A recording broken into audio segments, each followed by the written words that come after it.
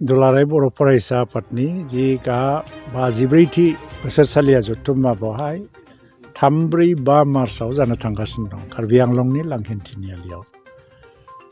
आङो सानसे समाव दुलाराय बर' फरायसा आफादनिनो आफादगिरिमोन आरो जिउनि गोबाव सम आङो जे बुंनो थाङोबा 1983 मायथाइनिफ्राय 83 मायथाइनिफ्राय दाखालिनि 2020 मायथाइसिमाव आङो राजनितियावबो बेबायदि MLA बा MP गेलेदोंमोनब्लाबो दुलाराय बर' फरायसाफोरनि आन्दलनावनो थाफाबोगासिनो दङ।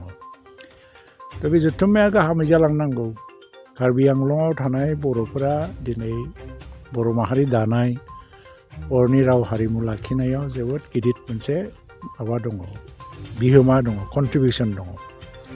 आरो बर'नि माहारियारि सोमावसारनायाव कार्बि आंलंनि बर'फ्रा अरायबो बाहागो लाबोदों। कार्बि आंलंनि बर'फोरनि माखासे जेंनाबो दं। बे जेंनाफोरखौ दिनैसिम सुफुंलायनो हायाखै।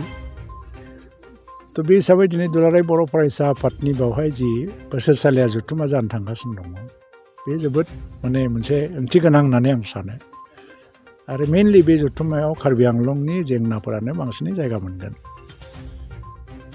आरो बे जथुम्माया जाहाथे जाफुंसार जानो हायो, खारन बाहाय आसामनिफ्राय गोबां गिबि मन्थ्रिखौ लानानै गुबुन गुबुन मन्थ्रिफोरखौबो लेंनाय जादों। जिहेतु जोंहा माखासे राजनैतिक जेंना दङ, बेखौ सुस्रांनांगौबा गभर्नमेन्टजोंनो रायज्लायनानै खालामनांगोन। बिटिआर गोरोबथा मावफुंनायनि बाथ्रा फैबाय, बाउन्डारि कमिसनखौ कमप्लिट खालामनांगौनि बाथ्रा फैबाय। लोगोसेयैनो कार्बि आंलंआव थानाय बर' मानसिफोरनि हिल्स ट्राइबनि स्टेटासनि बाथ्रा जिहेतु एकर्डआव बेखौ गनायथि होनाय जादों। आरो लोगोसे गासै आसामाव थानाय बर' मानसिफोरनि एबा ट्राइबेल मानसिफोरनि जेंना जेंगोनाखौबो लानानै बे कनफारेन्सआव सावरायनाय जागोन।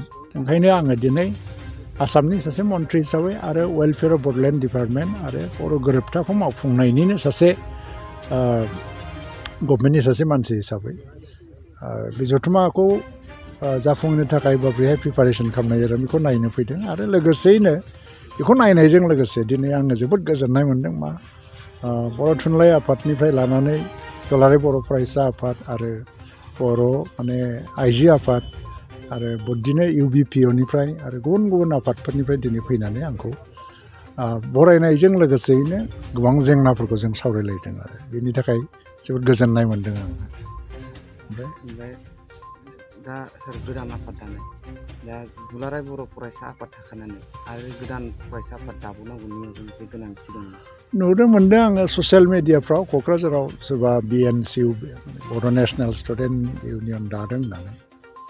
गणतान्त्रिक हादोराव सोरबा फरायसा आफादा उदाङै जुदि गावनो गाव जोनोम जादों, बेखौथ' रावहाबो होबथानायनि अधिकारबो गैया। नाथाय खोथाया जाहैबाय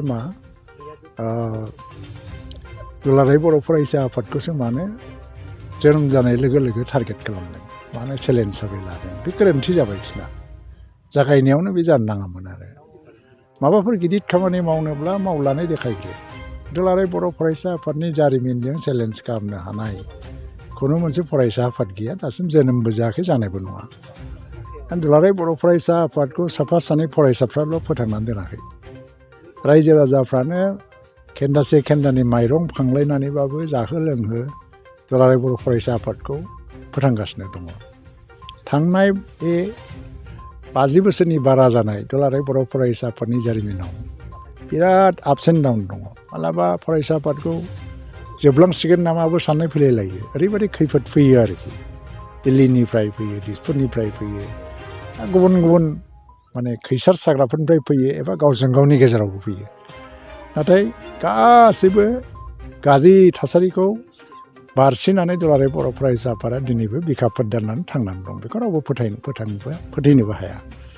लोगोसेयैनो दुलाराय बर' फरायसा आफादा मोनसे बिराद गिदिर सेक्रिफाइस दं, हाजार हाजार बर' मानसिफोरनि सेक्रिफाइसनि मोनसे बिहोमा दं दुलाराय बर' फरायसा आफादजों। जारिमिन दङ, देरहानाय दङ, कन्ट्रिबिउसन दङ।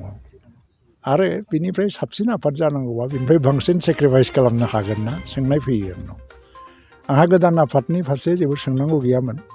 नाथाय दुलाराय बर' फरायसा आफादखौसो बिसोरो गावसोरनि चेलेन्ज हिसाबै लानानै बाथ्रा बुंनायखौ नायनानै दिनै बुंनो गोनां जादों। आरो थ' नों जुदि बेस्ट अफ दि बेस्ट बयनिफ्रायबो साबसिन खामानि मावनो हायोबा सोरखौबा रायनांगौ दरखार गैया समाजा नोंखौ नाजावनानै लायो नाथाय जोनोमनिफ्रायनो नोङो दुलाराय बर' फरायसा आफादखौ टारगेट खालामनानै जुदि गावखौ फोथांनो नाजादोंबा थ' बेथ' जागायजेननायावनो बे जोबलांनो थांगोन बेबायदिजों जेबो जानाय नङा आरो मैया दाखालिसो BSU दाबाय BSUनि गाहाय नेहाथारि जाबाय आरो गस्ला गामसा एखेखौनो गाननानै फैनानै आरो दस्रा न'आव थांनानै BNCUनि आफादगिरि जाफैबाय बेफोरखौ नुजोबो गासिबो बोरै बोरै फैदों बेफोर जिनिसफ्रा दा गोबां बाथ्रा आं बुंनो थाङा थ' हारिनि मावनो थांदोंबा ओरैनो गोजौ गोजौ थानानै खोथा बुंनानै लाब गैया सेक्रिफाइस खालामनो ओंखारबोनांगोन हारिनि थाखाय नों बेसेबां सेक्रिफाइस खालामनो हायो आरो दुलाराय बर' फरायसा आफादनि सेक्रिफाइसजों चेलेन्ज खालामनो हानाय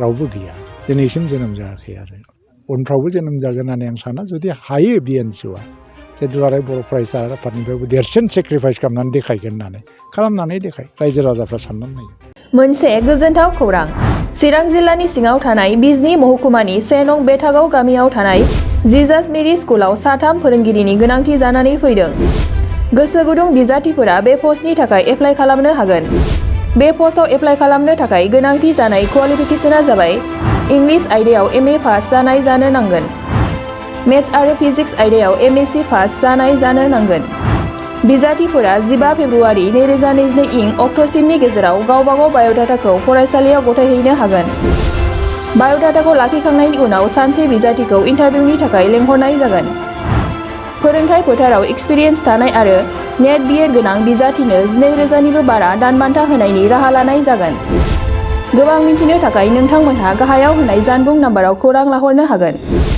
जानबुं नाम्बार 8638992811